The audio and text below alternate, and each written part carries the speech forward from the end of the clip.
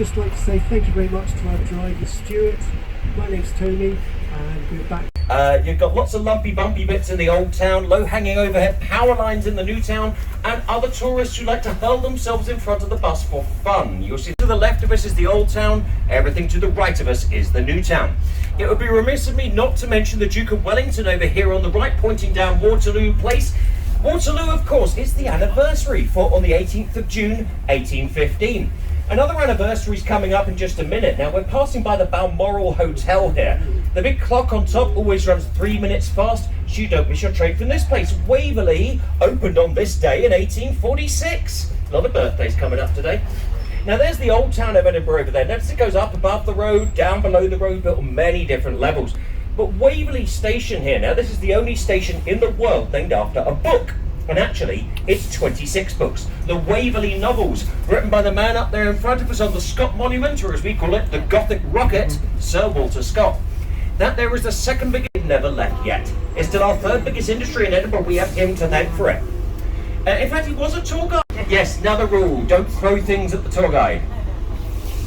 We couldn't give these buildings because they were in such high demand was gardens. So we built these over here on the right, the Queen Street Gardens, municipal gardens only for the local people of Edinburgh. There's a gate down there, you have to pay them a lot of money to have a key. Now down there on the right, you're going to see a church, St. Stephen's Church, built by the architect William Henry Playfair. You're going to say he died, didn't he? No, Playfair is famous for living. He's the only architect in Edinburgh literature. The last house here on the left, with between the ground floor and upper window, home of Sir Walter Scott, the man on the Scott Monument. That's his townhouse. You should see his real house, Abbotsford, down in the Borders. It is huge. I went past it just the other day. Now, as we come onto George Street, the middle street, ignore this statue. Thomas Chalmers is incredibly boring. But I'll point out another writer's home. In front of us, you'll be passing it by on the left in a second, the leafy, flowery archway, Badger & Co. once the home of Kenneth Graham, gave the world the Wind in the Willows, now Wind in the Willows cocktail bar. You'll find plaques to J.M. Barrie, gave us Peter Pan. Arthur Conan Doyle gave us Sherlock Holmes. The previous children's books before her go like this. The kids, though, 2,000 years ago, the Romans came here. They found a tribe up there, the Votadini. They called that rock Edene. Then they put a fortress on top and it becomes Dun Edene. Dun is our ancient word for fortress. Do news.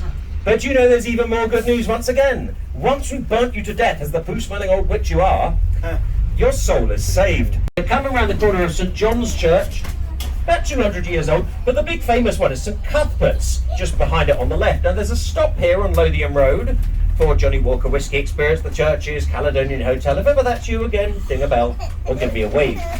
If not, you're going to kill me and sell me for medical research. By 1830, 1 year later, we bring in a new law, the Anatomy Act. You can no longer buy or sell a dead body, but you can legally gift your own body to medical research. We can't steal bodies anymore, but remember that skeleton.